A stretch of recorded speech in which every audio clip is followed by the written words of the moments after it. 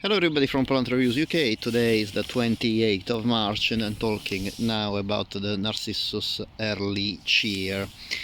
This Narcissus belongs to the group 4 that are the double Narcissi, even if, as I mentioned in some other videos, this is a group just for garden classification. Really, the fact that daffodil is included in this group doesn't mean that actually is closely related to all the others daffodils in group 4.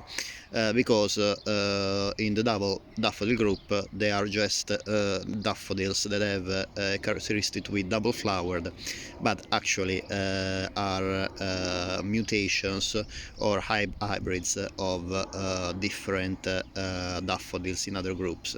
This one, for example, even if is classified in the group 4, the Erlicheer is actually a closer relative of the group 8 Tazetta daffodils, while other daffodils, for example the white lion or the ardesign, are closer relatives of large cap daffodils or trumpet daffodils or jonquil daffodils, for example. The Narcissus Erlicheer is a medium-sized Narcissus, is about 45 centimeters tall in my pot, and it was raised by Mr. Gardiner in New Zealand.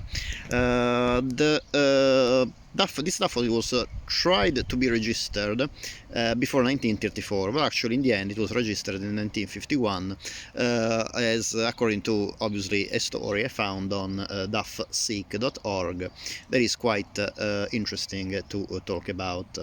The daffodil, basically, according to the historian John Hunter, there was a major daffodil nurseryman, Mr. Alan Gibson of Marton in New Zealand. He was very active between the 20s and the 40s, in 1920, 1930 and 1940. He noticed this flower in 1934 in the garden of Mr. Gardiner of Huntly in New Zealand.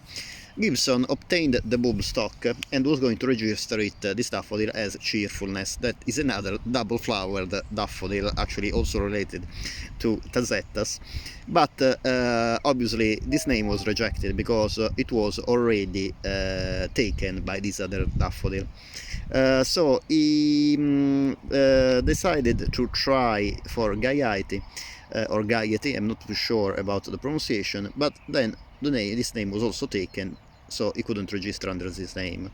Then started the Second World War, so obviously all the garden related topics were put in pause, on a break for a while, and only after the Second World War happened that in 1951 there was a person, Ron Hyde, that in New Zealand, that returned from active service in Italy, and he became Alan Gibson's foreman at the Daffodil Nursery.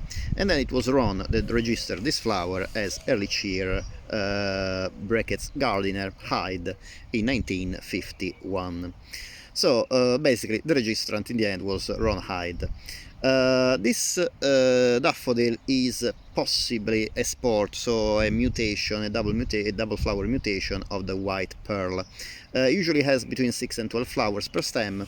The perianth, that are the 6 tepals of the daffodils, that constitute basically the most external part of the flower, are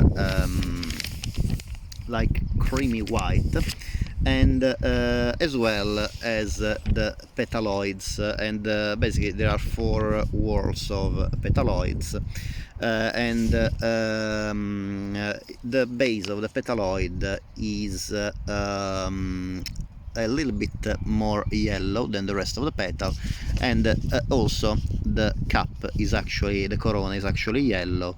However, it is obviously it's not very evident because is first of all is split, I believe. Yes, it's double also the corona, and also the petaloids are the creamy white petaloids kind of hide the corona as well.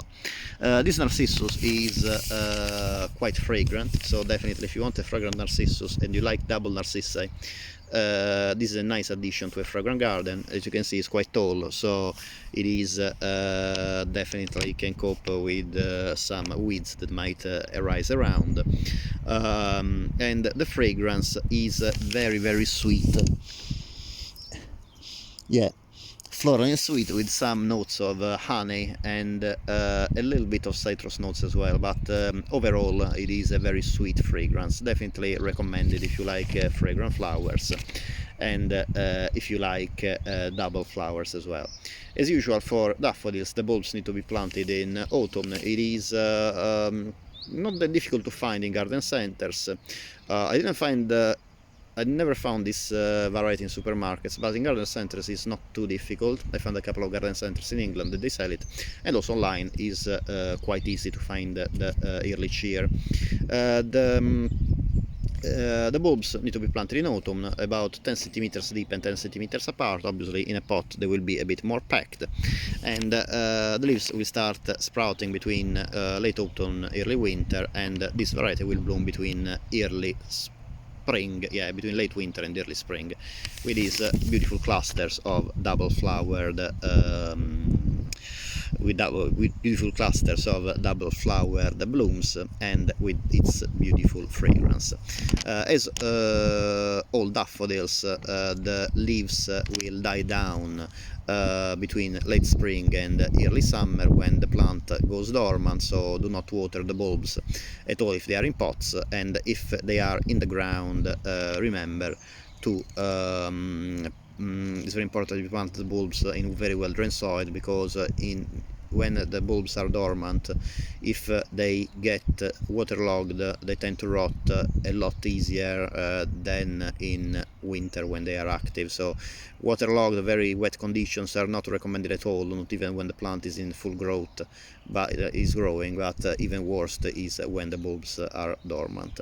As usual, I hope that you enjoyed the video. If you like this video, it would be great if you can please give a thumbs up, and if you like this video and you like my videos on my YouTube channel, would be great if you can please subscribe. It is completely free for you, but in this way YouTube get a knowledge that you like my videos and my plants, and can support my channel and making it grow. Thank you very much for watching, and I hope to see you next time. Bye.